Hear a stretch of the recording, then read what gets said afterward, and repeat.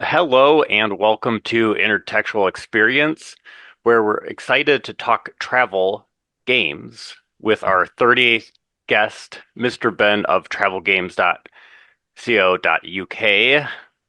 How are you doing today? I'm good. Yeah, well, fairly busy day as normal. Packing lots of boxes, translating lots of stuff. That's about it, really. Yeah. How That's about you? that's good. I think I have a busy day ahead of me. It's just got up. We have a little bit of a time difference. It always makes for like a funny intro. It's like, oh, good morning. I mean afternoon, but Yep. I am kind of just returning from my first Gen Con, so I've been making to-do lists. I didn't actually really make a to-do list. Yesterday was a catch-up day slash kind of relaxed day, and then I just sat on my phone and I think I had like 25 different things. I was like, do this, do this, do this, and I was like, okay, I'm going to bed before I add more to it. So You're doing better than me after a convention. A big convention usually wipes me out for about a week. So, yeah, I think this go get after it attitude is just more so out of necessity, not out of like just my general disposition. So okay, um, we there. I'll show you. This is always fun because we have an audio only podcast, but the you and me, we always get the video, and this kind of ties into everything. And honestly, for the sake of this show, I might show notes or something. Maybe I'll do pictures document of the things in there. Here's a box. okay. Some may call it a mystery box. Oh, okay. Yeah. But um, I'm just going to ask you my now sometimes opening question with a slight variation, and then we'll get here. And that is, what's a formative gaming memory, and how do you feel that, your gaming has led you into creating travel games, which very excitingly has branched into, different like so sorry, as an online retailer into designs and uh, publications, reimplementations, and kind of like more and more. But we'll get to a lot of that other stuff in a bit. But again, kind of that formative gaming memory, and then how do you feel that that has led you to the start of creating travel games? Um, that's an interesting one because the formative game memory is going to be a big crunchy game, Hmm. and the games that I sell at Travel Games are kind of the opposite. But yeah, so my first kind of introduction into hobby board games was Agricola or Agricola or whatever you want to call it. Um, and yeah, I really enjoyed it. Played with some friends, made a nice farm, all that kind of thing. It was a bit crunchy, but we immediately got home and bought a copy and then played it quite a lot. And then the collection grows as it does, and then the collection gets too big and you start buying small games to fit in the gaps. So that's kind of maybe where it started. We set up a board game group at the university for the staff and for the postgraduates. And I somehow ended up being the rules teaching person. And I very quickly found that if you're taking big crunchy games all the time, you've got to keep all these big crunchy games in your head. And also you've got to teach it at the beginning of each session, which is going to take up a good half an hour, 40 minutes, whatever it takes. Um, so gradually I started like shrinking the games down. And then I found trick taking out of it's less load on my brain to be able to teach trick taking games because once everyone's got the basic vocab for it, you can go, it's this, and this with this twist. And at that point, you kind of step back from being a rules teacher a little bit and you can just play the games a lot quicker. So that's kind of how I got into the small box trick taking type thing. And then the importing thing, I started import. So my wife speaks better Japanese than me. I spoke none when we started going out, and she's just taught me stuff as we've been driving around in the car and that kind of stuff. Um, so we started off playing things like Lost Cities, but in Japanese, so I could learn colors and numbers and things like that. So you play the card, say the color, say the number. Um, and then for her birthday one year, I imported a couple of board games over from Japan. Didn't do it very well. Got charged loads of fees. Um, but then we found like there's another kind of smaller section of board games that were a bit more niche, and I could practice a bit of Japanese with it. And yeah, it was just interesting. So that's when I started importing stuff, really. Oh, very, very cool. So yeah, I'm trying to think. Yeah, I don't know. That definitely answers my question. And furthermore, just kind of thinking about the the idea of importing too, like I haven't really gone through the process of trying to like import the games, which is why sites like Travel Games and other ones and other places, it is such a nice tool and such a nice resource to be able to like it's like, oh, here's a game that I'm looking for. Someone else And has done the work. yeah, it's that Russian roulette of like what fees are going to land on this one game that I've ordered. Yep. Um, yeah, there was one called Vughex which I ordered in very early on, one copy, and it's 18 cards. And I think it came to about 60, £70. And at that point, you're like, I did this wrong. um, but yeah, it's just things like one little slip up on a form, and suddenly you've got a bill coming through that you weren't expecting. So it is nice to offer something where people can put it in their cart, buy it, and they know what they're paying. hmm Yeah, yeah, definitely that's definitely appreciated by people like me who, in terms of forms or slip ups or whatever it might be, I would definitely make many of them. Yeah. Okay, so I showed you this box and yeah, I it's weird because I was like, oh, I have follow-up questions to your thought, but I'm like, okay, the follow-up questions they all exist in the box in some Okay. capacity, so I didn't want to like jump into it too much, but I if I'm not mistaken, well, I don't think I'm mistaken. Through Travel Games, you have set up these Tokyo Game Market mystery boxes, and I was in on the first round of that. Yeah.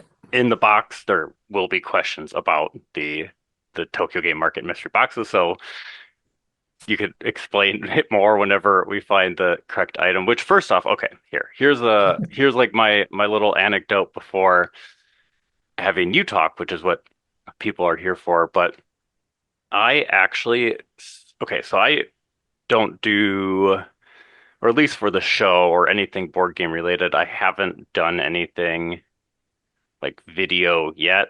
Really, I kind of want to. That's a whole different story. But one of the things I wanted to do was do an unboxing of my TGM mystery box. So I had it all set up.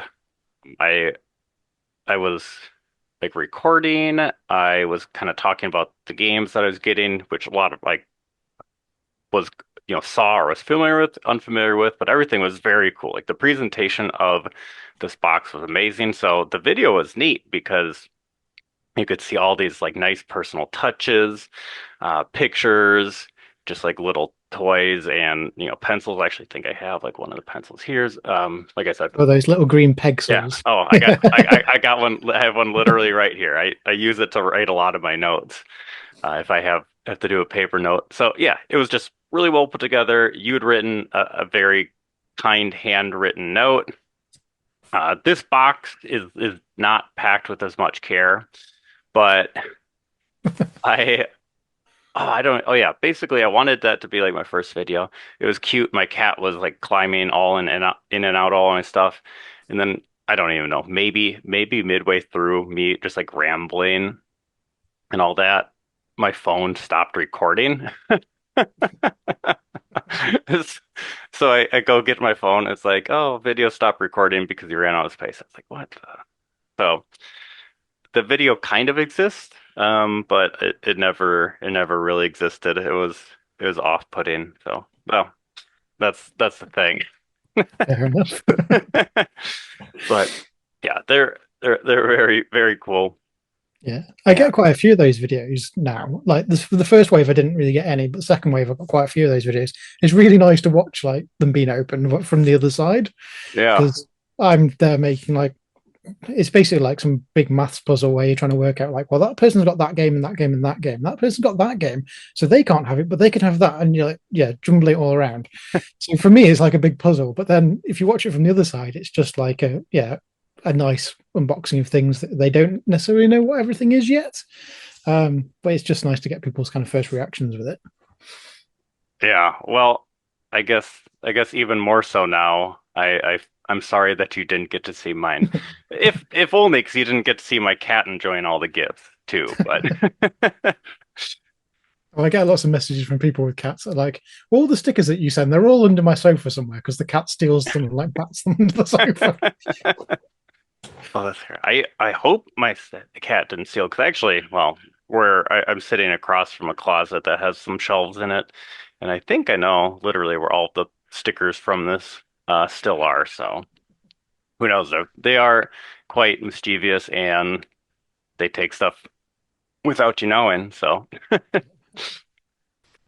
all right, so I'll see. Oh, this isn't going to be good for audio. I'm pulling tape off a box. I actually put tape on the box, so that's some dedication. Okay, maybe I should have uh, not done the tape, but okay. Let's see if I can make this box or the contents of this box. Oh, I can yeah, see a yeah, red thing wrapped up and a blue thing wrapped up okay. and a pink thing. Yeah, okay. So, yeah, So there's there's stuff in there. Which looks most enticing because whatever you pick, I'll unwrap and it's linked to a question. I'm going to go for the lime green one at the back Ooh, the because lime. that's one of my favorite colors. Nice. Okay, so there's only, yeah, that's good. There's only one lime green object in here, so The I color okay. of my living room. That's funny. Okay, this is a copy of the novel White Noise by Don DeLillo. Okay. It's one of my favorites. So, when we were, chatting and kind of talking about talking, I just it kind of went based on some of the things you said interested you, and then I came up with questions based on it. So Fair this enough. one has a few questions linked to it. Oh, and yeah, I had that anecdote about my video cutting off too, and that was because there are a bunch of things in this box, and each thing has at least a question. So, with that said, just so you know, if it feels like we've opened like three or four items and it's already been like an hour or something, you can Yeah. be like, okay, pump the brakes. We can cut it just like the video. I just I Just mid word. mid word. I overplan these interviews, which I think is good because it leaves potential future conversations and it's yeah, okay. It's just like the way I do it. That's the way my brain works. But with White Noise novel, I think all the questions were actually going to make sense. Um, First off, is there like a book or a couple of books that you're currently reading? So I'm just reading or finishing up the follow up from A Very Secret Society of Irregular Witches, which was my favorite book of last year. This one is something to do with magical innkeeping. The problem is, if I read on a Kindle, you don't get to see the cover anymore, Yep. and you like I'm reading a thing, but I don't know what it's called. But it's by Sangu Mandana, I think. Yeah, kind of witches and things, but in a normal world setting. Characters are always funny, and like the characters hold it all together. It's not like high action or anything like that, but yeah, it draws you in really well. Has a nice kind of sense of where it is as well. I think most of them are based kind of. The first one was based in around Norwich and the eastern side of the UK, and then this one's a bit more kind of Peak District way, I think, off the top of my head. Yeah, and it also has a zombie chicken in it. So what could go wrong there? That Um, that sounds but great. yeah, Oh, neat. Yeah, I always like hearing what people are reading. Just keep adding to my list, which will yeah, never be caught up to. But yeah. I'm also more listening, but still books and short stories. A lot of Japanese kind of folk tales and yokai stories, which came off the back of a game I'm designing for next. No, the spring Tokyo game market because the next one hasn't happened just yet. yeah. Um, so I fell down a bit of a rabbit hole, wrote some short stories for the game, and then I've just kept on going from there. So um, Which one is that for? Because I've have your kind of upcoming games pulled up. That is going to be so that's for. for after you better san. So better san is like a giant round ghost blob with legs, wearing some getter sandals, and he kind of has a big grin, doesn't have any eyes, follows you around and stomps at the same kind of pace as your footprints, and just creeps you out a little bit. You think someone's following you, and the only way you can get rid of him is to step aside and go after you, better, son, and it'll just nod at you and walk away. But he doesn't. He's not harmful. He just drives you a little bit mad, which I think is quite nice. So I made a little story up about that, which I'm going to put in the box. I think so. I like that. And for what it's worth, I was kind of asking that question before I clicked on the page. If I were to look at the titles and guess which one you're talking about based on Yeah. what you said you were listening to, that's the one I would have picked. But nonetheless, Oh, there's a few I need to add on yet. oh, A bit of a oh, creative spurt in the last couple of weeks. So that's awesome. And actually, believe it or not, there is a set of question that's linked to that too. So that's good. oh, But yep, no, that I like how that one tied in. Okay, we're on books, and I have two more questions for this one. They don't all have like multiple, though. They yeah. all have at least one, though. Um, okay, which like book or series or anything in that written fiction verse have you seen that you feel is best adapted or represented in a board game? I'm definitely a bit biased on this one. So my wife was a massive Terry Pratchett fan, is a massive Terry Pratchett fan, and I started reading it before we were going out and enjoyed them. Um, but before we got engaged, we were signed up to a Terry Pratchett convention.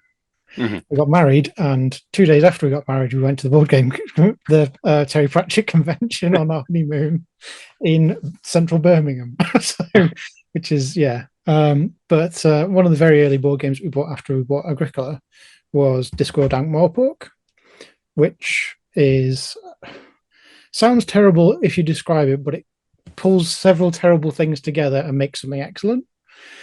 Because it's a kind of a mix of Monopoly, which everyone's going to go boo Monopoly. Then it's a mix of Cluedo, and it's also mix of Risk. So like three very like supermarket board games. Yeah. They mash together really, really well. It's kind of a bit of area control. There's a little bit of chaos from the wizards. And then there's this social deduction bit in the background of trying to work out which character the other people are and what they're trying to do to win the game, and then stop them whilst trying to take over the right amount of areas for yourself. The other Discworld games, not so great. They're a bit bobbins, but fortunately we landed on the good one first, and that kept kind of the interest going. And yeah, didn't stall our enthusiasm for board games. So Nice. That is funky, like you said, kind of taking these three, huge mass market games and mishmashing out mishmash, yeah, them all up. Okay, yeah, I'm gonna look into that one a yeah. bit. It got redone because it went out of print and is now horrendously expensive. But they redid it as something called Nanty Narking, which is a bit Mm, more like kind of Charles Dickens themed. Still exactly the same game. They've just stuck different pictures over the top. yep. But that still works equally as well. But it's much, much cheaper. Okay. Yeah. I mean, if it's something that I'm like, oh, I should check that out, I'll probably go the cheaper route with no particular connection to either of the properties. IPs, So yeah. Neat. Well, speaking of properties, so I showed you, well, I wrapped up a book, obviously talking about books and games and those connections, which is fun. But I kind of specifically picked White Noise because, well, when I was reading it, first off, I do actually have to reread it. I don't read a ton of books, but if I say it's one of my favorites and it's been like 10-ish years and it's a pretty, it's not going to take me a ton of time, unlike most everything else. I should reread it. But when I was reading it, I was like, wow, this is a really good novel. It feels very like bookish. You kind of create the world in your head and everything like that. But I would have never imagined that that thing was going to get turned into a movie or to get an adaptation.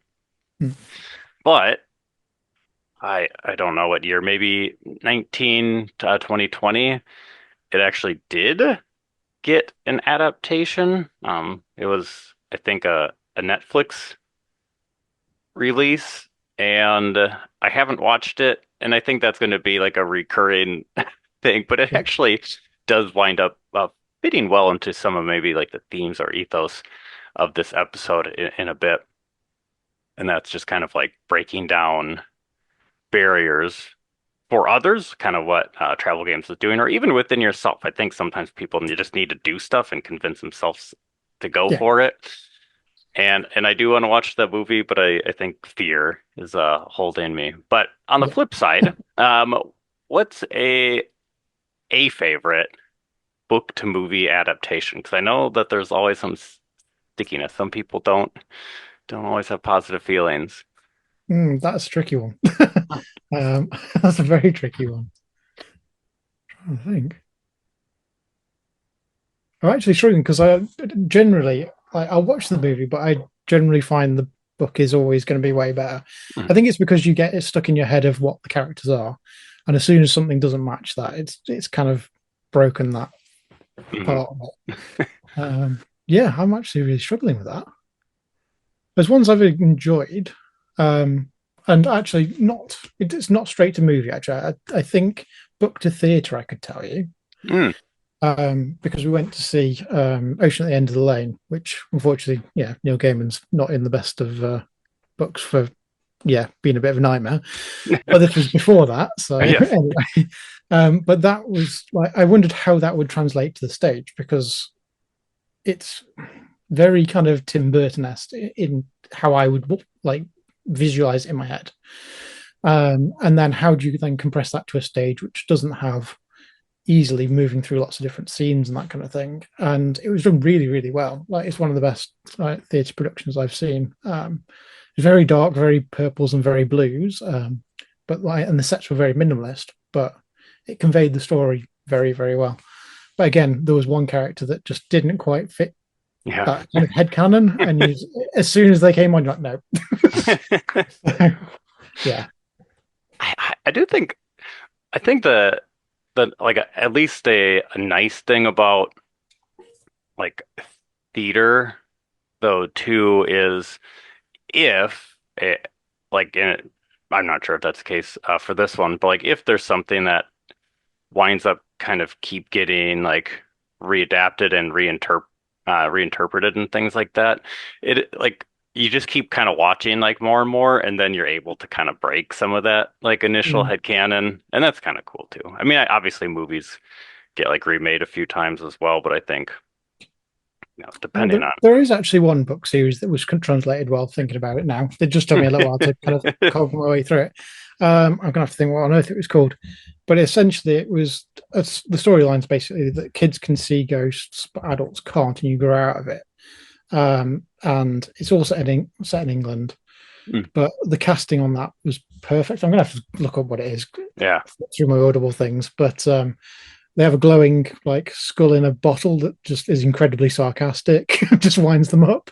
But there's only three like fairly short kind of teen level stories that it was written about, and they haven't deviated from them. They just compressed, so it's actually only two seasons, and then I think Netflix killed it before they could do the last season. But they did keep like a book a season and Hmm. didn't really cut much out, so that worked really well. But I cannot for the life of me remember what it was called. Hmm. Yeah. Um, I guess that is kind of like a perk of a series too. You have a little bit more room to play, and especially if you're not taking something that's, let's see, was it? Uh, Oh, it sorry. was Lockwood and Co. Oh, okay. So there's like the Empty Grave, the Creeping Shadow, and the Hollow Boy as the were the books, and then yeah, each season was a book. I think they squished two books into one season as well because there was a mini one.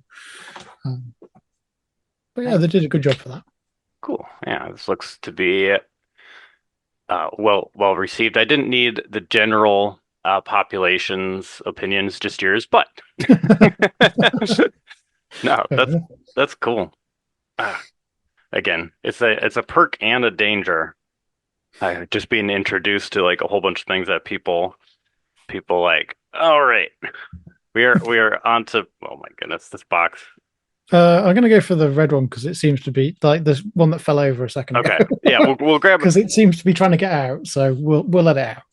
Okay, we got two in red. They're both probably like the biggest items in here. So let's see which one this is. They're actually, I don't want to spoil it too much. Both very similar in what they are, which is also kind of like which one is this? Oh, okay. Whew. This is good. Actually ties into one of our more. This is an unopened jar of better than bullion. Okay. So, for like I was soups. thinking it looked like mustard, but Oh it's yeah. not. Yeah, it does. It definitely gives off mustard vibes. But like for like soups and Yeah, like stocks. stock. Yeah. Yeah, yeah, there. That thanks. Yeah, you came up with it much better than I did. This one is kind of going to link then to something that we just mentioned, but specifically this flavor is chicken. So the question line is going to be kind of diving into rotisserie chicken. Yeah. You mentioned a bunch of games that are coming out from you and a new design wave that hasn't even made it to your page yet. But that's kind of one of the things that I was noting and kind of mentioned a little bit before, but that's the fact that, Travel Games as an online board game retailer is like, branching out into like different publications and technically there's a question coming up. I might just grab something from the box after this question. I'm cheating. And I That's don't fine. cheat. I don't cheat. Like I want the randomness. I'm here for the chaos, but it ties together. But nonetheless, designs, publications, and those publications could be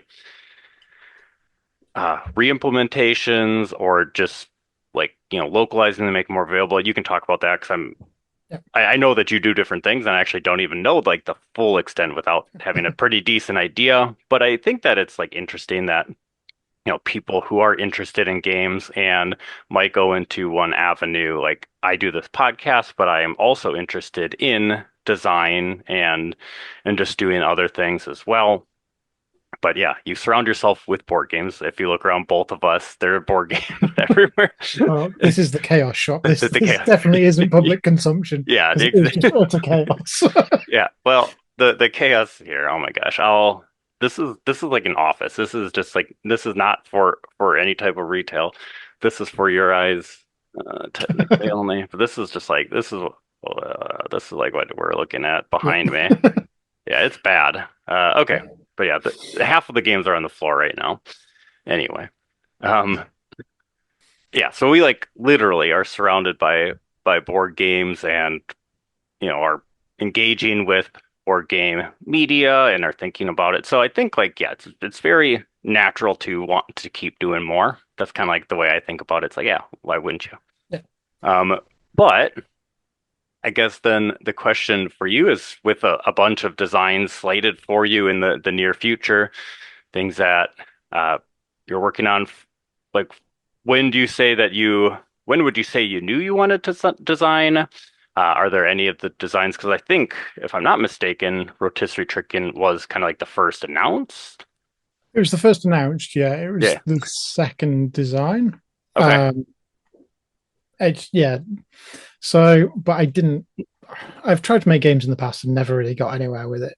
But I then left it alone for a good few years, set up the shop. I've been, doing that kind of thing.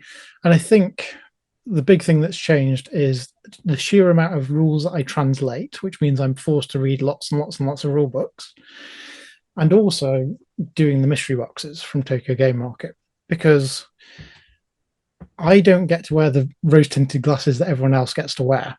So everyone goes, oh, Tokyo Game Market, they create all these amazing games and like every single one's exciting and all that. It's generally the misconception that a lot of people have. And I speak to my friends who are Japanese designers, and they're like, "Not every game from Game Market is good. You do know that?" And I was like, "I definitely know that." Like, yeah, there's some absolute nonsense there, and just stuff that doesn't work. And the thing is that it's only ever going to get cherry picked by people like me and people who are going to do reviews on it. They're not going to waste their time like reviewing a fuzzy pom pom on its own that I don't know you have to balance on the end of a stick. Like if that's the whole game, like no one's going to touch that. Um, so I then kind of realized that it's a bit between going to things like Essen Spiel and then going to not going to interacting with a lot of the Tokyo Game Market, which I haven't been to, but I will be going next year. I've always done it remotely. Hmm. But the thing that I've realized mostly through speaking to friends who are designers and that kind of thing is the reasoning behind making a game for Game Market is to make a game for your friends to play. Whereas if you go to and they just bring it along like, oh, I made a cool thing, or I made a cool thing, it mostly works. Like you'll see a lot of that. And I think mostly works is sometimes good enough. But over like more in the Western world, it's more I want to be able to market this and contract it to someone else who will publish it and then pay me. So you go to Essence Spiel and you'll see there's an awful lot of people wearing a suit and they'll turn up to a stand and they'll do a pitch as if it's all very mechanical. It's like, this is a worker placement. It has 56 cards. It's made of wood. Like, and I'm like, but why is it fun? Like, that's the bit that's missing. Whereas with Tokyo Game Market, it's like, I made this thing, it's really stupid. Or I made this thing, it's really fun because there's never like I've made it because of the components or, there isn't that contract angle with it. And they're usually like, oh, I've made 30 copies. I made them in my living room with glue sticks and whatever. Like, so they're not limited by what can be produced in a factory either. They're limited by what they can get from the craft shop, Hmm. which is very, very different. And I kind of, I've looked around the UK in particular, and there are designers, but a lot of them don't get to the point where they publish it because they think, oh, it's not good enough for a publisher to sign it. So then it just sits on the shelf. So what I've been trying to encourage is I've been posting up all my stupid ideas into the Travel Games Discord. Whether they work or whether they don't, people can see how it's changing throughout like a week. Or if a project's not done in a week for me, that's it. It goes into the spare parts bin, like because I've lost interest and I found something else there. I've got a very short attention span. But it'll appear later on somewhere else in pieces. So but it's quite nice to post the ones that don't work. Like I've got this stupid idea. I'm going to try and do this, and then you go an hour or so later, you're like, no, it doesn't work. Because then when other people do their first design and it doesn't work, they don't go, well, I can't do it because they've seen me fail it like 20 times already. So yeah, I think that's where it came from. And rotisserie tricking, I was doing the rules for Boast or Nothing, or Best of Neapolitan, as we've kind of rethemed it. And I've proofread that rules along with Ryan and all the other PGC people who are kind of co-publishing with me. We've all read through them rules so many times. And I kind of had this idea of I wanted to make a game where there was a minimal number of cards. The cards, basically each card was 4 cards, depending on how you orientated it. And then I was like, this could be a trick taker. So then I started mucking around with that. And then I was like, but now you get locked into it. If you've got a handful of a particular suit, you've just won. Hmm. That doesn't work. And then I was like, but if I take the rotating suits from Boast or Nothing, then that means if you win one trick and you've got a handful of whatever, you've lost that advantage and now someone else has got a chance. And I started playing around with that. And very publicly, I'll say, like, I don't like bidding in trick taking particularly. I'm coming around to it a bit more, but I find it's a bit of a dark art, really. You have to look at your hand and go, that'll be seven. I'm like, well, I don't know. Say it with confidence and see what happens, I suppose. But with rotisserie tricking, there's only three cards to the trick. So it's very easy to look at three cards and go, well, that's good, that's medium, and that's awful. One or two. Whereas if you've got a handful of 12 cards or something, it's very hard to read that hand. So it's kind of there as a introduction to trick taking more as much as anything else. So um, and then it starts off as an 18 card game. The actual cards you play with, there's only nine. So it's even smaller than that. And because of that, when I was playtesting with people, there was lots of people like, I can memorize what's on all nine cards. I was like, I don't think you can, but fine. Um, so then I made a chaos mode where basically everyone could be playing on different parts of their cards. And then it's just essentially like a standard deck, but running to 36. Yeah. Um, and this was like all of this, the entire game, minus the art. It had my janky art that I just like drew by hand, and it was just like washi tape on the corners and all sorts. It was all done within 2 hours. It was like a proper lightning in a bottle. Like I have to get this down and have to do it, and it hasn't changed since then. Like I've moved two ranks around, but that's it. Because there was one hand where, like, if you had these two cards, you have one. So we tweaked to that a bit, but yeah, it was an interesting one because I then realised that you can design like that.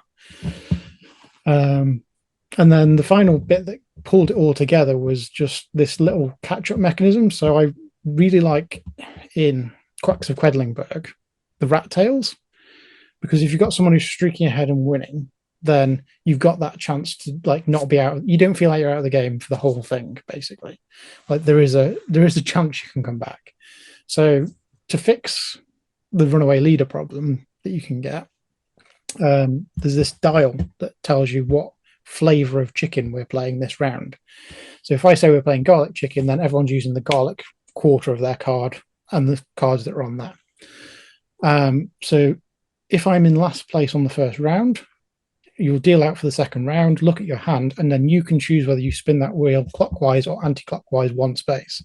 But you've already seen your hand, so you can go, well, I can read the garlic, like the garlic cards and the classic flavored chicken cards, and I can see which one I can read better. And I'm like, well, I'm definitely going to get three tricks on that. So then you change it to the one that, like classic chicken or something, if that's what you think you're going to win with. And then everyone else just has to kind of work through what they've got. And that's meant that it's not too balanced, where everyone's just going to keep moving up together, but it also means there's no one sat on the first space while someone runs through the finish line. So yeah, and then I got the guy from who does things like Quack Quack Corrupt Ducks, Trick Dumpling. He's a really good friend. Like I chat with him online. We've never met in person. We're hoping to meet in Tokyo next year. But he never puts games in a proper box. So it's always in like a dumpling steamer or a DVD case or a Coke, or like a can, like a Coke can. Hmm. Um, and we've been having a back and forth for a while going, you need to put a game in a crock. And he'll go, no, you need to put a game in a crock. So, so for Better Beto-san, the short story, part of it involves a boy with some yellow crocs.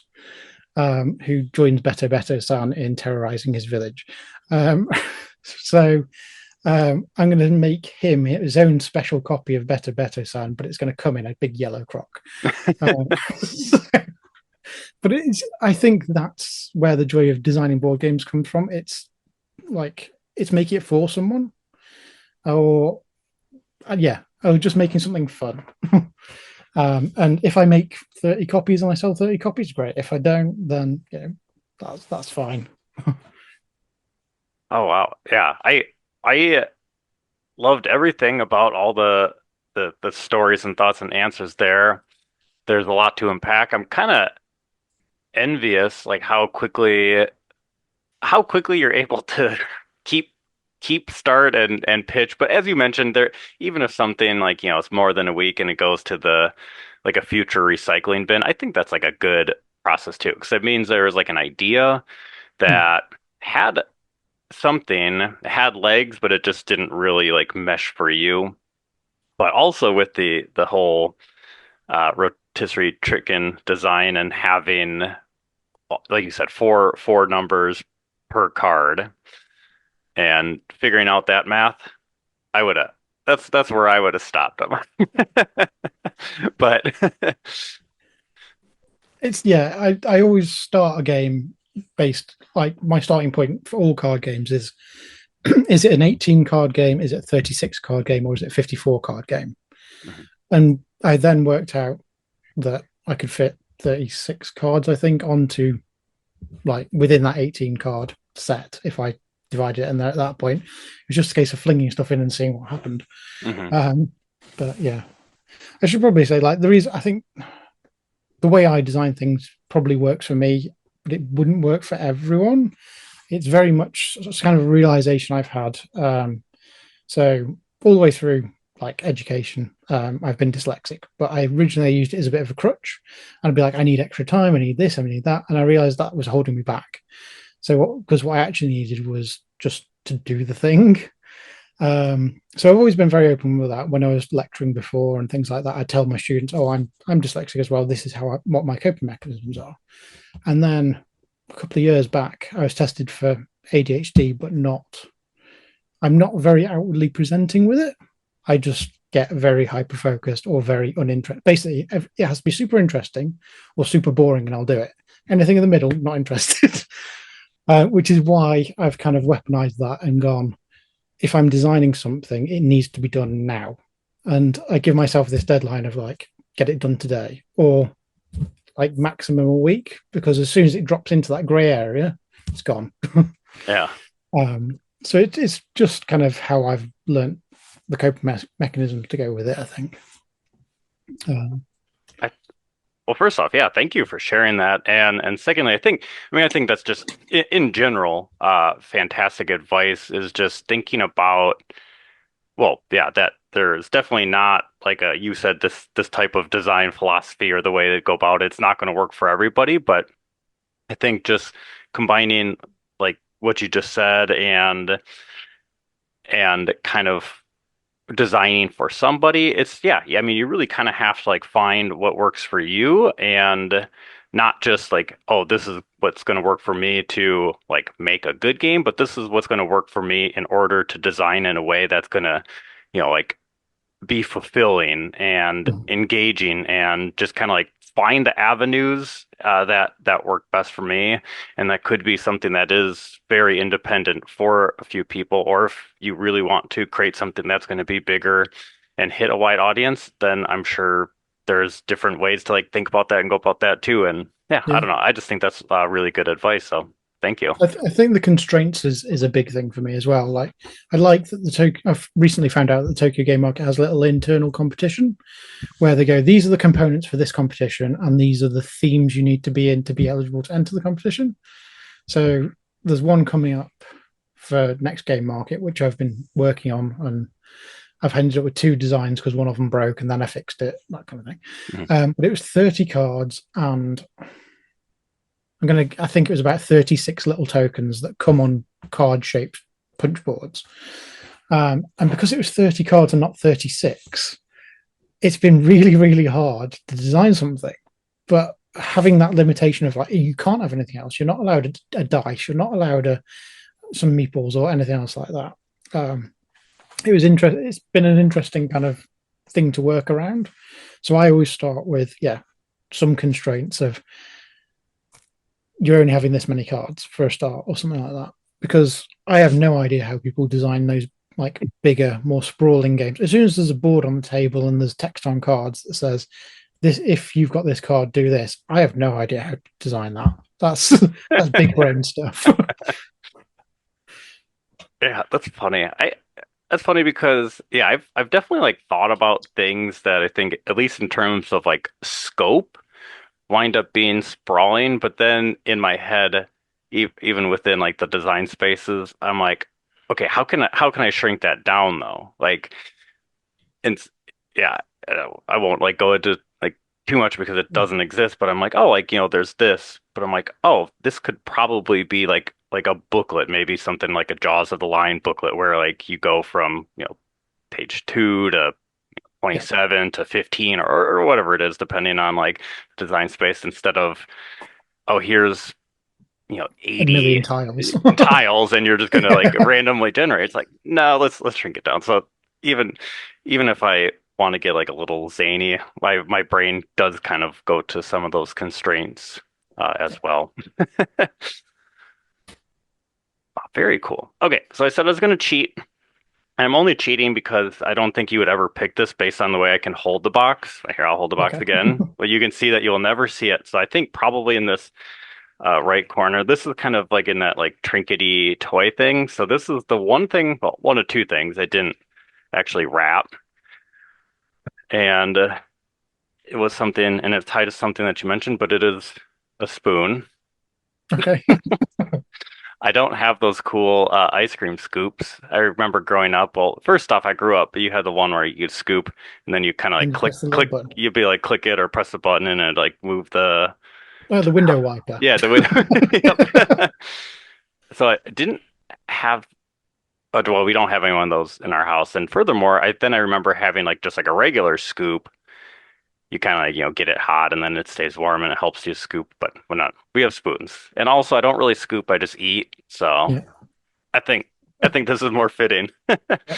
But you mentioned best in Neapolitan, and I guess I had a question, but I'm going to change it. Kind of going along with going from travel games to you designing, but if you kind of want to explain travel games into you like publishing, and I know that it has been different venues, and I think. Furthermore, there's the idea of like retheming, re-implementing, redoing a game in a sense, as opposed to, localizing or Yeah. something like that. So if you kind of want to describe just kind of like the process that you've taken, what you've done, and where you're at, and where you're going, I guess. That's actually a really good question. So the way in which I ended up acquiring Boast or Nothing, as it was at the time, was originally I wanted to design a game for travel games, and I went about it all the wrong way. So the game in question was Roll and Write Daifugu, which turned into Nirvana. Um, I basically drew up all my art ideas for it and what tweaks would be made and all that kind of thing. So instead of roll and writing your cards and writing them down on cards, you'd have these dry erase cards where you could transfer it from your sheet onto some actual cards and play them to the table, things like that. And they were like digital clock kind of numbers, so you could color in over the top of the ones you didn't need.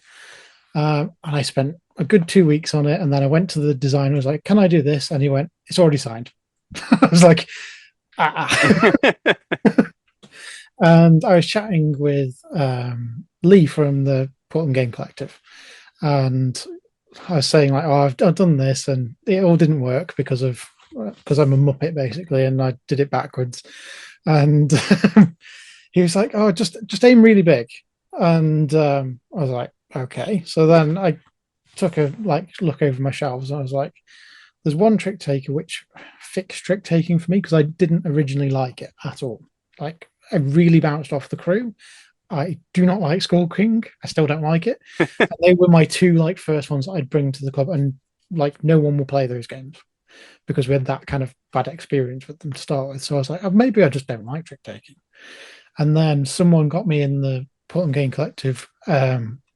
Secret Santa got me a copy of Boast or Nothing. And I took it along, and I was like, oh, I get it now. And I think it's a lot of it's to do with that rotating suit, in that it stops you getting locked into having one person who just wins the last five tricks, which I find really boring. Um, so I was like, well, that's the game that fixed it for my group and fixed it for me, and I really like it. I wouldn't do anything to it, so I contacted the designer for that, and said, "Oh, would you be interested in me signing this?" Like, and he said, "Yes, but you can't have the art because that was like a one and done by a very famous Korean artist, and he just wanted to do it for that publication. So you can have like you can buy the rights for the game, but no art. I was like, okay.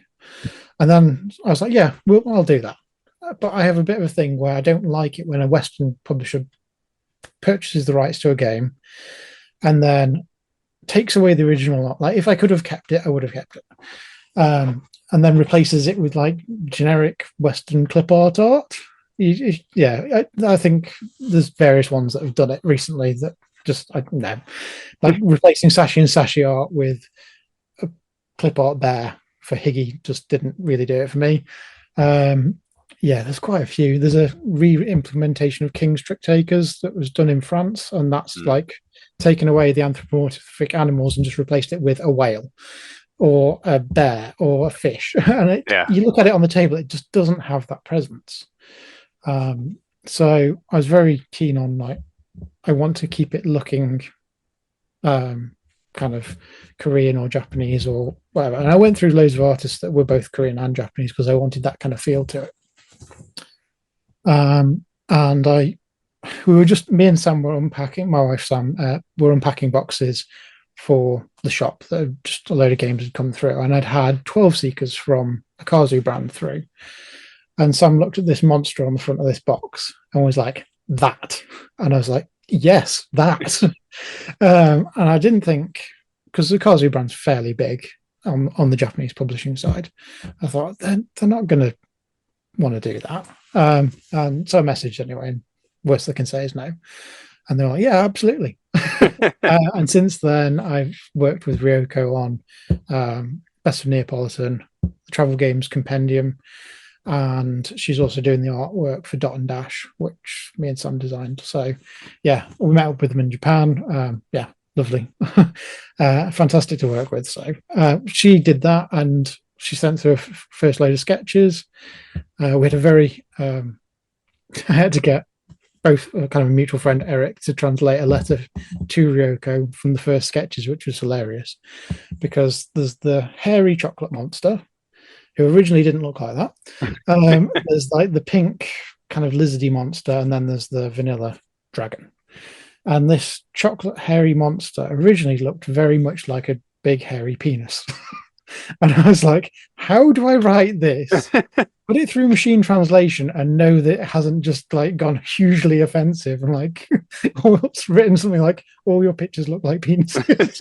I was like, I don't trust this at all. So I was like, Eric, can you write me a very polite thing, just asking them to make it a bit less penis? So yeah, it's got some extra arms and it's got a bit of messed up hair at the top now to try to disguise that a little bit. So, but yeah, that was quite funny. And then, like again, in keeping because we couldn't have the original art, we kept it so that as you increment through the numbers, the boasting or the showing off about ice cream gets incrementally stupider and stupider. There's also little things like so on I can't remember if it's odds or evens, doesn't really matter. But so odd cards, for example, are just the one soup monster on his own.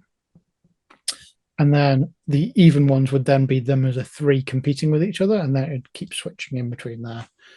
And then there's a few little Easter eggs hidden in there, which I won't give them all away because I think part of the fun is finding them. But we did contact the original artist, which took a lot of going through lots and lots of people to get to them.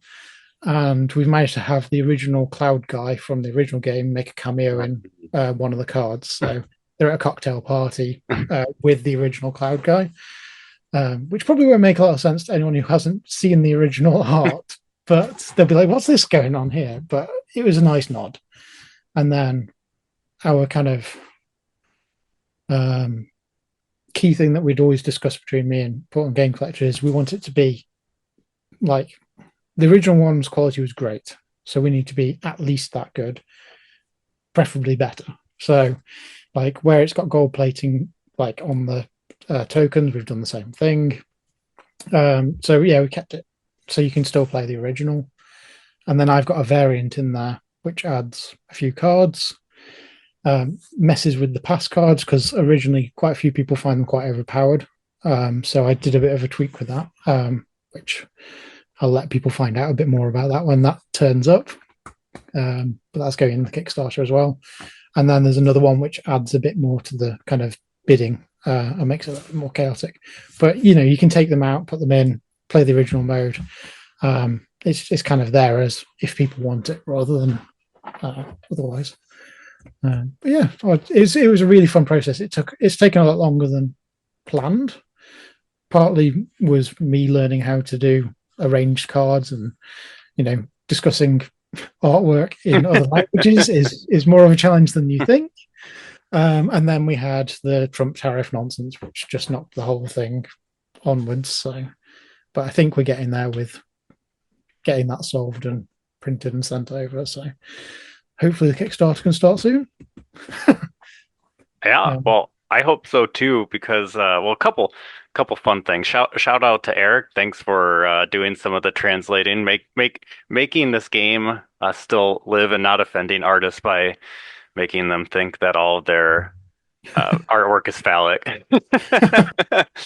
But yeah, so I guess the funny link is Eric and I just went to Gen Con together, and I just played Boast or Nothing for the first time. So at the convention, so that was really cool, and it's making me even more excited for Best of Neapolitan.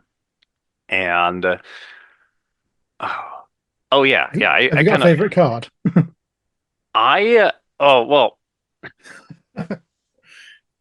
Because there's some I would pretty interesting cards in that game. there are I would definitely have to look at them again because that was like, well, I mean, basically we played before a couple few days before going. It's like 6 days, 40 total plays, and I think maybe more games played than like hours slept. So Yeah. I did not sleep, and I'll look again. But we were looking at the art a bit, and I think if I'm not mistaken, you can correct me because you have way more experience with this, and I'm curious too if it's something that you kept. The highest value you could play with is that the 11.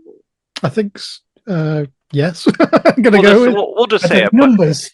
yeah, numbers. Oh, we'll just say whatever. For the highest value card, that was like the only piece of art that was repeated for the three suits. Yeah, Okay. I think that's the one where he's some kind of god or deity or Yep. something. It's like, yeah, yeah, Yeah.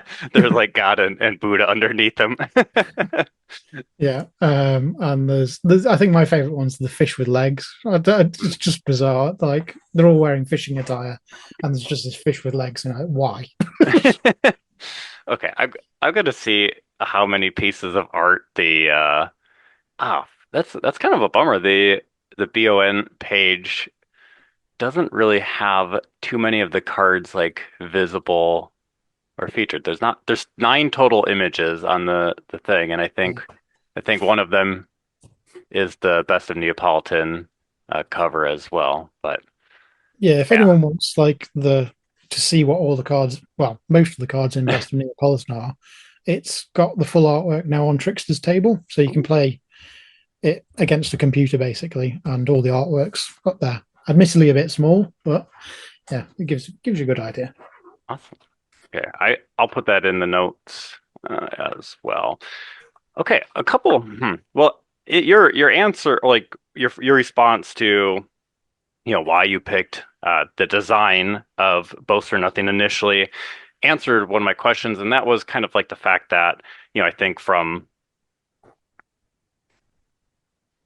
like a reason to want to like republish something would be scarcity compared to like the desire. Like this game is not available, people want to play it, but then obviously there would have to be like another reason for you to want to do it. And you explained that it was the game that fixed trick Yeah, taking for you, and that's really neat that you were able to do this then because it wasn't just like, oh, this is a good game that people want. Let's see how we can get to them, which is great. Like, I mean, that's like a very like awesome thing to like want to yeah, help out people to get their hands on something, help the designer get their design out there more.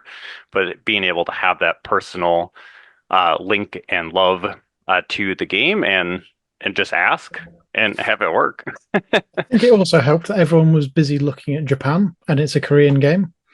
So, like, there was loads of big games being snapped up at that time, and no one had thought to ask about that one for some reason. So I was just very lucky. And then, yeah, when I did get the contract sorted, I went, oh no, like, I have to fulfill this into America, and I don't know what I'm doing particularly. So I was like, Lee, does Game Collective want to help? So, yeah, that's how that kind of collaboration happened. And then yeah, they've taught me bits about Kickstarter, and whenever I get stuck with how do I arrange the cards, it's been nice to have people to go, what do I do? Or have I done this right? So yeah, that's worked quite nicely. I think I do get drowned out because I'm the smaller of the two collaborators, but that's kind of all part of it, really. So Yeah. yeah, It's that is interesting and tricky, but I think at and end of the day, like it's nice to have a community to help. It's also nice that, when the game is out there, like a community that's going to recognize, oh, travel games that code at UK on there as well.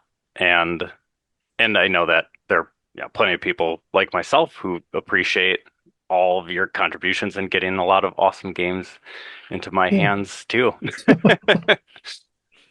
Uh, okay, cool. Wow, this is intimidating.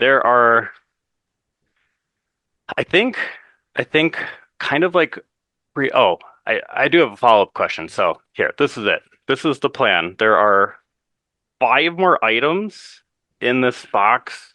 So if I'm doing math, which I've already admitted that I'm not good at math, like getting through them is going to take longer than it has for us to talk in the first place. So we'll do this. I'll ask the follow-up question to the spoon, Yep. the spoon. Um, and then yeah, like I said, you did like I've like usually have like two or three questions. You basically answered all of them, but I do have one follow-up. We will pick one more item, but you got to pick a good one. Okay. I was And going to say then we can do a speed round if you want. no, this is good. This is gonna be very on par slash on brand with me talking into the void and having my camera cut out like midway through when I was doing my unboxing. So this is like honestly, this is perfect. The parallels will be on point, and then hopefully, oh gosh, I think I snorted. Um, that's like my first podcast snort, so you're welcome. Um, so hopefully, like when I get Best Neapolitan and all these other things, we can come back. We can take a look at the rest of the box in the future. I think I love. As the box has been held up in customs, Yes. standard stuff. Yeah, I was gonna say that's on par with scary board game happenings. Um, okay. Oof. So we'll grab one more. You got one more in here. And then I'll get to like the wrap up questions, which actually kind of ties to this one too, but maybe not necessarily even things that you can announce yet, because if there's not, that's completely fine. But I guess, based on the process of Best Neapolitan and your work with travel games, like I said, just kind of branching out, doing all these different things, design, game market boxes, publishing, all that different stuff. And I think that's like super awesome. Do you feel as if this process is one that you're like wanting to continue? And again, you might be like working on different titles. Like, is this something that you're going forward with now? Like just adding more and more work to yourself for yourself. But yeah, so I think I'll keep doing bits of everything because I think that's what keeps it interesting. If I'm honest, Mhm. like if it was just me, I've said this a few times to various people, but if it was just a standard board game shop where I go into a big spreadsheet by Asmodee or Coiled Spring or whoever, I select some items, they appear at my door, I list them, put them in boxes, send them out. If there was no letters, no stickers, no conversations, no Discord, and you didn't have that interaction, I don't think I could do this job. the thing that makes it is that I'm buying games from people who are making them in their living rooms and chatting with them about things I'm making, things that they're making, like just normal conversations, really. I don't like buying off the spreadsheets. I find it really tedious. And there's always like loads of like loopholes, not loopholes, like things you have to jump over. So it's like you have to spend over this amount, or like you have to buy so many things every so many months, or we'll kick you off the register. Whereas if you're just dealing with just a normal person in the house making things, they don't care. They're like, oh, I'll make 10 copies or I'll make three. Like it doesn't really matter. So yeah, and then if I'm struggling with doing one task, then I'll just bounce over and do something a bit creative instead. If I'm not getting anywhere in creative land, then I'll just do some listing or some accounts or yeah.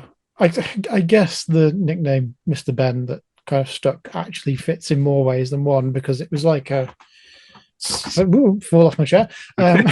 It was like a 70s, 80s cartoon, and it was a guy that used to go into a fancy dress shop and he'd put on a different hat, and then he'd morph into being a knight or a chef or whatever. So it does kind of work in that, like today I've got my, I don't know, design hat on, and tomorrow I've got my accounts hat on, and now I've got my marketing hat on. So yeah, it's just one person with many hats. Yeah. Um, but yeah, it's one of those things that rather than stalling on a task, I find it easier just to bounce onto a different one for a little bit. Um, I'm more interested in getting smaller indie designs printed at small quantities Mhm. and giving people a bit of confidence to design and make a thing than I am doing bigger kind of localizations. Partly down to space. I mean, I'm pretty terrified of thousands of copies of a game turning up at my house. That's a little bit terrifying. But also, like, you're then competing against bigger companies that can do it bigger. They'll probably pay less to the person who designed it because I try and treat it fairly. Like, if an artist comes to me and underprices themselves because they've been underpriced elsewhere, I'll chuck them a bit extra because they should be paid for it. I can't do what they do. Yeah. And I'm very much kind of a believer in if you pay someone to do a thing, you don't interfere with it too much because they're the specialist. You're not. So it's quite funny. Like some artists will be like, "I need more direction," and I'm like, "Just do what you like, and it's all good. Like, as long as it's not offensive, like you'll get a tick." Like I might ask for little tweaks, but I'm not going to say like, "Here's something that I drew or mocked up, make it good," because that's not my skill set. So yeah, it's that kind of thing, I think, really. So probably less localizations unless something really jumps out at me. I mean, Trick Taking Werewolf, I did because no one was looking at it. It's really good, but it had language dependency because all the cards had text on. So, and I mean, it's a micro game. You play multiple rounds of it until you're bored. But it feels like a Tokyo Game Market game because it's really unusual in how it plays. And I thought it just deserved a bit of a spotlight on it because everyone's looking at the ones that are language independent. Sometimes we miss out on those ones that aren't. So that was a case of I think we had a print run of 250. I've probably got like 12 left. Mhm. Whether I reprint it again, I don't know. I guess I'll kind of see what the wait list looks like, and once it gets up to another number, or if I do a Kickstarter, I might tag it on. But it was more for that kind of thing than anything else. So if something grabs me, then yeah, and yeah, with that one, I also kind of improved the quality of life stuff. So originally it was printed on business cards, and it came in a jiffy bag. So I thought it would just be a case of take the artwork that was already made, change the text, send it to the printers. Then I realized business cards are not the same size as normal cards. And then I did things like change the color of the accents on the clothes so that they match the suits. Put a very faint colored background on the cards just so that when you fan them out, you can see what they are. Just little things like that because a lot of Tokyo Game Market games aren't fully polished. So, but I haven't changed the artwork. Oh, and I gave it a box, which yeah, is part of it. But yeah, I think there'll be more things like that again. That a small print runs maybe up to 200, but yeah, because I know I can clear them.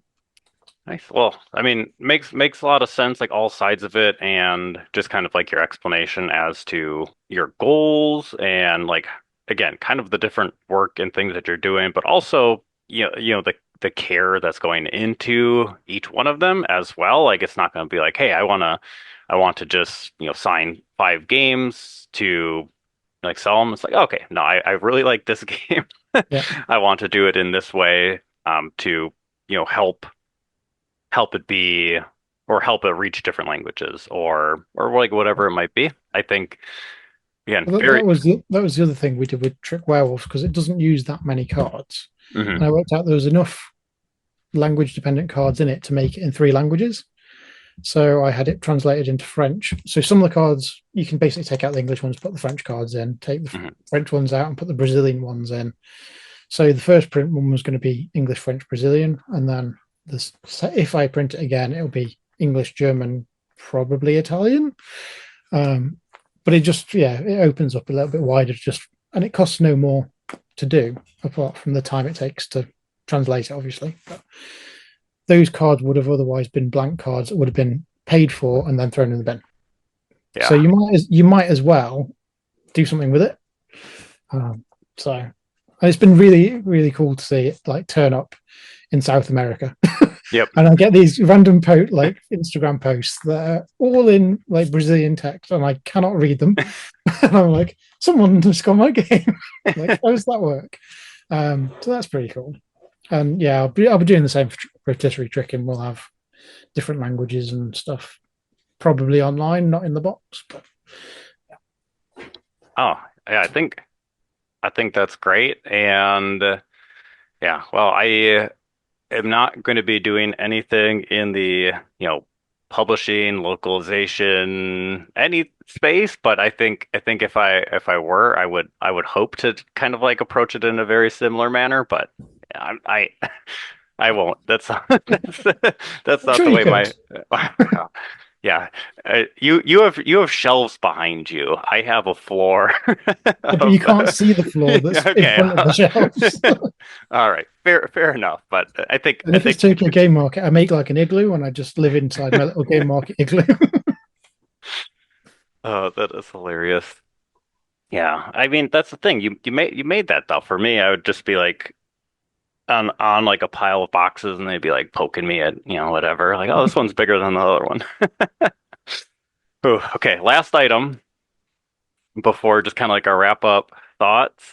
Oh my gosh, let's see. Is the white piece of paper an item? Oh, okay, so this is hilarious. This is not this doesn't have a question, but I'll show you and no one else gets to see it. So this is a picture. It was in my room when I was looking for something else in this box, but this is me in high school with my dog sleeping like around my head. So it's just like it was like the picture touch. So if you Yeah. saw this, which you did, you get a picture just like the some of the designer included pictures in the TGM boxes. So Yeah. okay, all right. Fair So enough. all right. No I'll question, no pick an question. actual item. Pick an actual item. The pink one. Ooh, do you know what? Okay, I did not do any resorting. Like this is the way those boxes, like, shaken out through the course of our I thing. thought it looked like it was like a little pig with legs, with just how it was kind of sat in the box. But I was kind of hoping you'd click this one or pick this one. Click, I guess, is works because here we'll unwrap it, and I have this Google documents all over the place. But the funny thing is, well, this is an NES controller Yeah.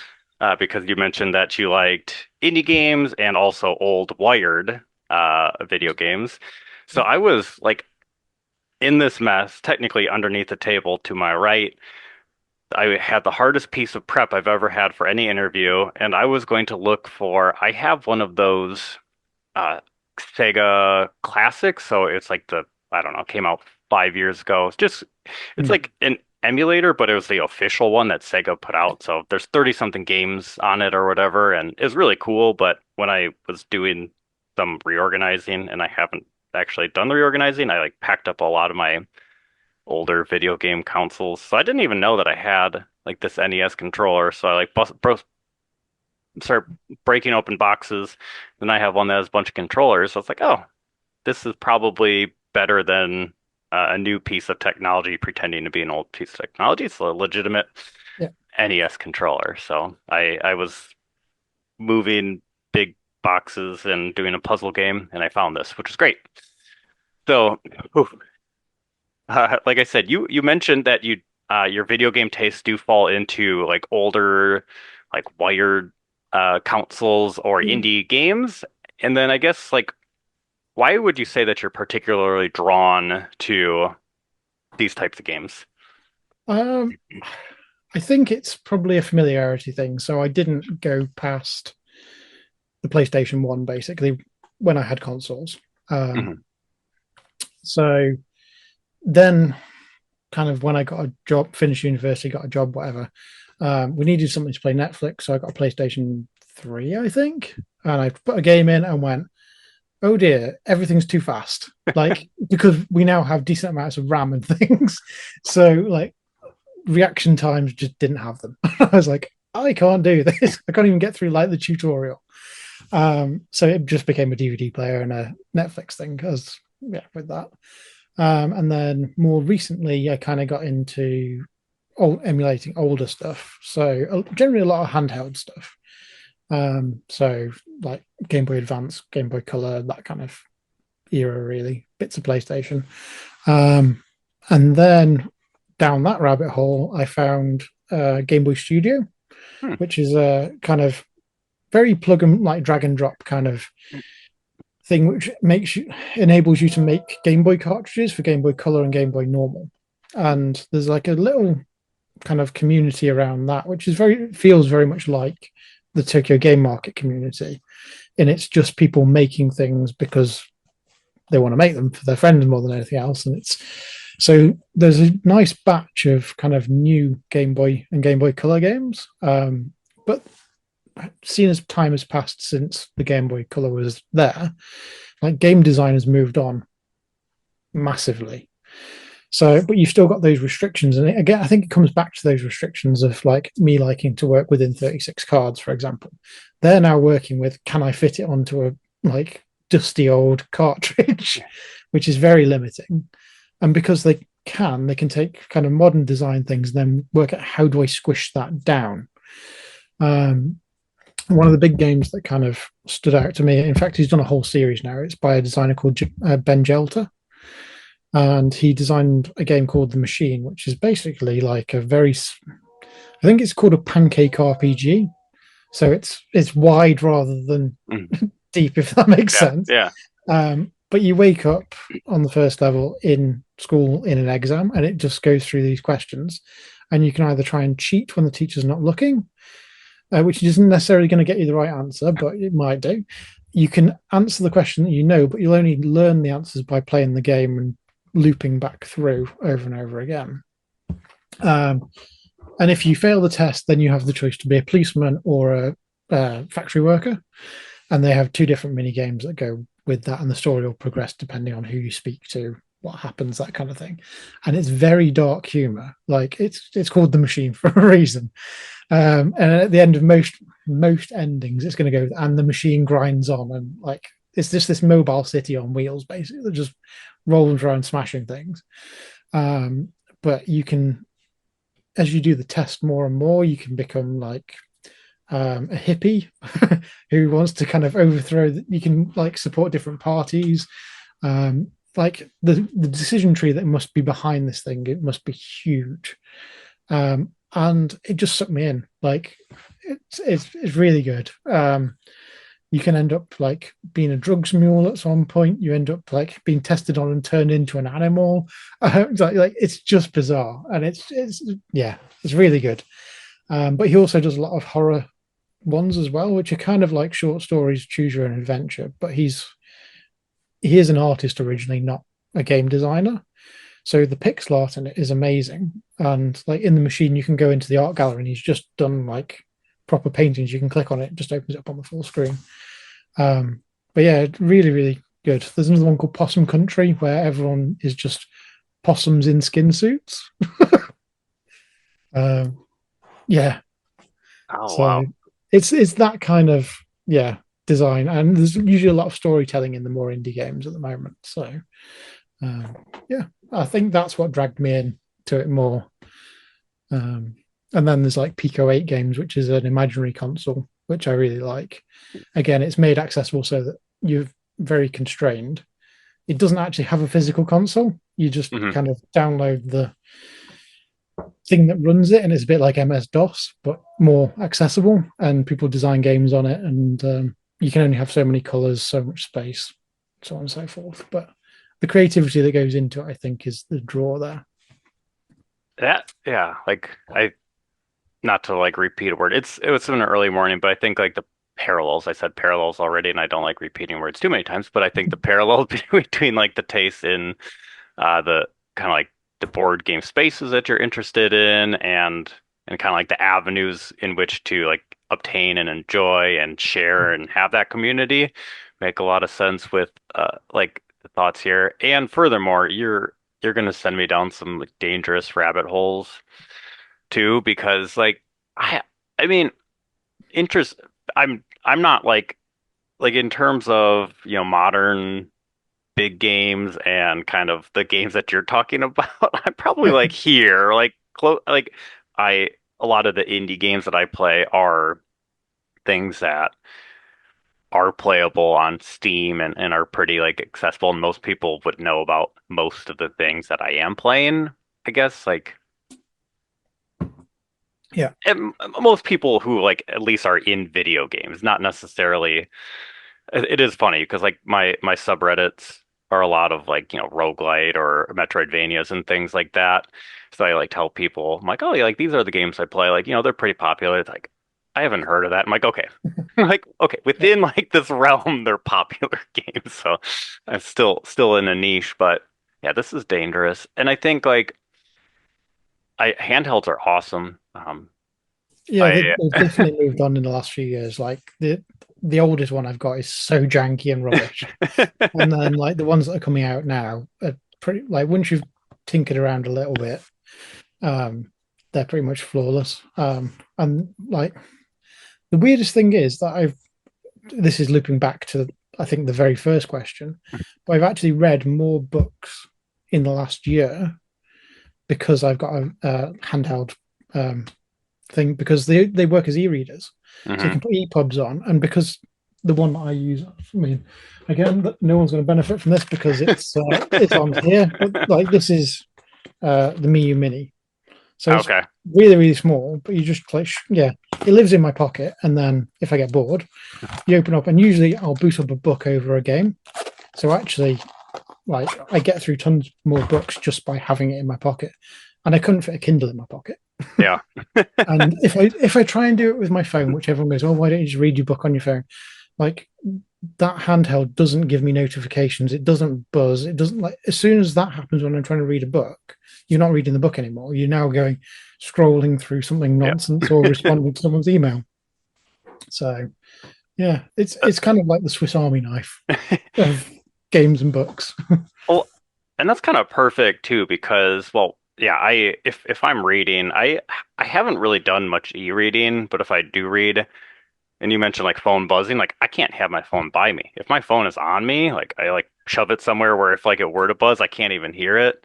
So yeah, if I was reading on my phone, but it's also like, and it's not like I even care too much about what people think because I mean, first off, if I was like looked like I was playing like a little game console or something, like the optics would be that I'm playing a game, maybe not reading. Yeah, I just feel like I don't know. It still like looks like you're engaged in something. Like if you're on your phone, it's just it would look passive. Or if you're playing games, like oh, playing a game. yeah, Don't bug me. Oh, I like that. But okay. Oh, I that's I kind of answered all my questions and then some, and then also. presented me with like dangerous counsels that I will probably look at immediately after talking and things like that. But You that's don't need more than one retro handheld. We just won't look over this side. okay. You do not need more than one. No, one Oh, decent one is definitely better than having a stack of them and going, why have I got like eight of these things? yeah, but yeah, I don't know. All right, not to, I like I don't have the retro handhelds. Like I said, everything I do is mostly Steam still, but there's just I don't know. I once I got like a Steam Deck, which is a very, very modern, powerful piece of technology. Like I don't play console games anymore. I don't know. Yeah, I just which I mean some of them are console games, but I don't know. There's something yeah. different. I like handhelds. Okay, whew, enough of me going off the deep end there. But kind of to the two wrap up thoughts, my forever penultimate question. We've talked about this has been Mystery Box. So we've talked about books, we talked about video games, we talked about board games, movies, shows. Is there anything else, because you've probably brought up at least a dozen different things that has kind of been like on your mind that you've really been enjoying in any any space, any text that you haven't mentioned so far? Um, I was gonna say that's tough because like you basically I've been asking you I've everything bounced that you around have. everywhere. Yeah, I Yeah, know. I was. Yeah, so it does kind of link back to my like doing lots of reading around Japanese folklore and all that kind of stuff. But the one thing I have been listening to an awful lot of is there's a podcast called Uncanny Japan, which is written by an author who's got a Bram Stoker Award for horror kind of stories, which has got a really good kind of audiobook kind of voice to go with it. But it's where she kind of puts her research that she does to write the stories because it's always based on an original folklore thing with a twist. And there's hundreds of episodes. I think I'm like 150 episodes and I've only been listening for about 3 weeks. So yeah, but it's one of those things where I'm listening to it, I'm enjoying the stories, and then something will click. This is part of why I've got so many games designed in the last month because I'll be like, I could use and that would be this, and then yeah, so I've ended up with a game about some yokais cleaning like people's houses when they're asleep. Um, and then there's another one which is about basically ranking. It's rankings of sushi or things like coffee. So instead of saying like the best rank, the medium rank, and the peasant rank, it's pine, bamboo, and then umai, which is plum. So if you have the pine one, that's the highest grade, and then so on and so forth. I thought, well, that actually lends itself quite nicely to some game design there. So that's what's kind of rattling around in my brain now. And yeah, I want to kind of inside after you better, and the other games that have come from basically listening to this podcast, I'm going to direct people that way so that they can fall into the trap of listening to hundreds of episodes too. um, but yeah, I think that definitely needs a shout out because I've been really enjoying those. Uh, Yeah, that's awesome. And like you said, it ties into like a lot of things that we have been talking about, that Japanese folklore and just being able to listen to so many episodes and keep pulling ideas out. You're gonna have to like just keep cranking out these games to keep up with all the different like stories that you've been hearing about. do think it's interesting that I tend to like lean to the podcast generally leads to more creepy kind of monsters, Hmm. probably because she's a horror writer. But whenever I make go, I can make a game of that. It's always like the silly ones. Like there's one that just like comes into your bedroom while you're asleep and puts your pillow by your feet and then buggers off. Like that kind of thing. Just I don't know, just triggers my kind of creativity. I suppose I'm like that's a little bit stupid. I can do something with that. It strikes like a really solid balance between that is creepy and that's scary, but it's not off the deep end, you know? Yeah, And and just kind of thinking about it and the absurdity and like the I don't know, it's funny. Like it's dark humor. Yeah, and if you're going to put art on something, you don't want to like scare everyone off. You kind of want them to have a bit of a laugh. Well, that's how I come at it anyway. So yeah, That is perfect. Well, that definitely leads us well to our final question then too. You've talked about we talked about Best Neapolitan, we talked about rotisserie chicken. We mentioned that your design page has a handful of games, but it's missing a handful that have like popped up in the last few weeks as well, yeah. then too. But I guess, oh, and then, your store, which I will make sure that is linked so people can check out all of these really like unique games from all around the world Everywhere. that Yeah, from everywhere. it's quite Japan focused and Korea focused, but actually it's becoming more and more kind of South America. Um, Places like that. Quite a few from Europe now. Weirdly, the hardest place for me to import from is Europe. Thank you, Brexit. Seems it's the closest place, but never mind. So That is funny. But yeah, so and we talked about the mystery boxes and I guess we talked about a lot of things that you currently are working on, but I guess that I mean even that shout towards you said South America as yeah. well. Are there things that a particular project, general things that we have or haven't talked about that you want to kind of like shout out more for people to be on the lookout for from you? I think the only one I would probably want to mention is Dot and Dash, which is up. There's no artwork up for it yet because that's being done at the moment by Ryoko, who did the Best of Neapolitan art. This is the first game I designed with my wife, and it's also it kind of a lot of my games I design tend to have that rotating trump suit, and it doesn't have that. It's also not a trick taker, which is also a bit of a kind of sidestep for me. And the other thing is, it's not a fixed player count, which weirdly, a lot of the games that I design or publish tend to be locked in at a specific player count. Like we could have made Trick Werewolf 3 to 5 player instead of 4 player, but the 3 player experience would have been awful. The 5 player just isn't as good as the 4 player, so we're just like we'll just lock it down. And it's the same with rotisserie tricking. You can't make that variable player counts without creating a whole new deck for each player count, just due to how it's made. So I've been having a laugh with a few friends that I just make fixed player count games, always trick takers, always with a rotating trump.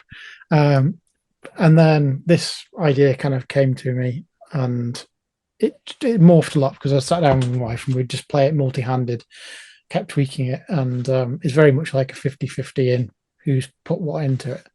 And it's based on first of all, we're both dyslexic, and starts with word game, so that's always a good start.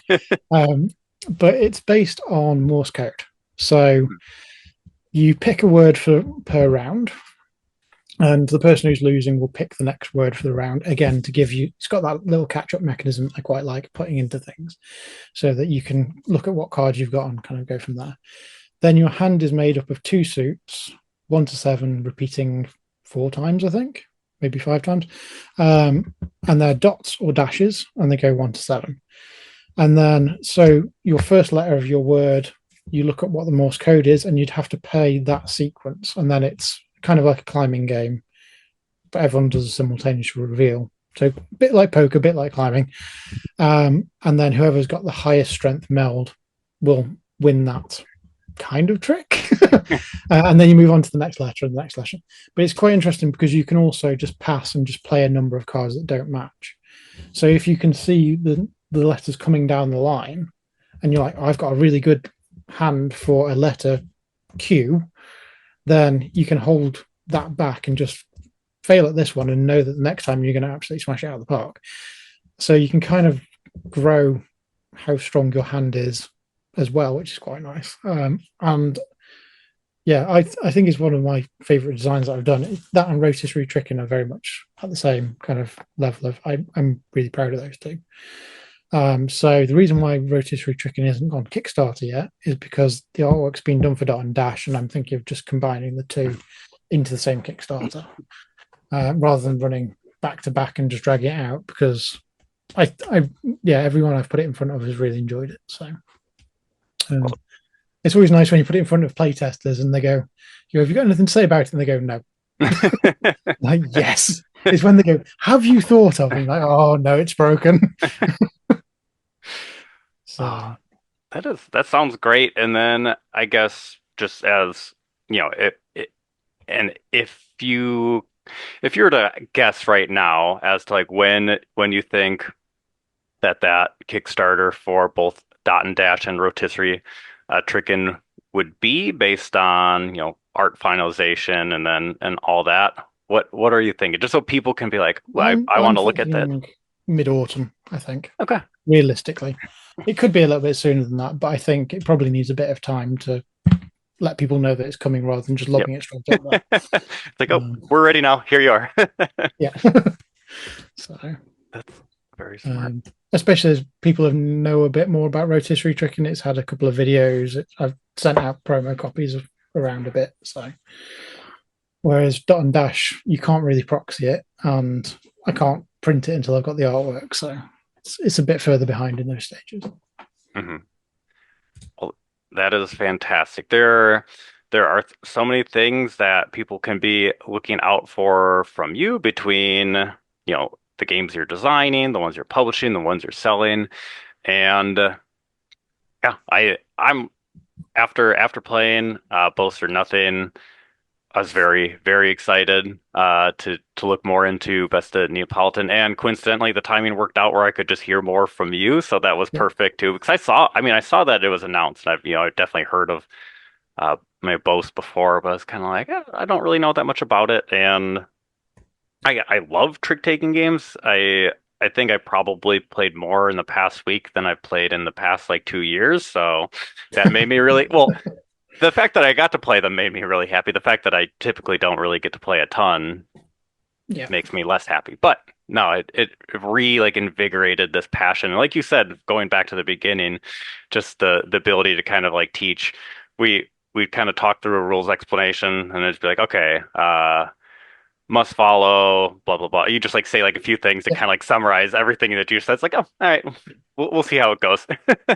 The only problem with that is if you've got someone who's new to it, it's not Yes. very accessible at all. It's quite like you're not welcome here because you don't understand the language. Like, yeah, I do have to be very careful about going into those kind of teachers. Yeah. But That is the truth. But well, nonetheless, we have been talking for quite some time, and I know you've been like that. You said you've been working on a whole bunch of things, and that's very, very obvious too. So I won't take up your entire day, and I do really appreciate you taking so much time out of it to chat with me. I had a really great time. I really enjoyed it. It was really good. Thank you. Thank you.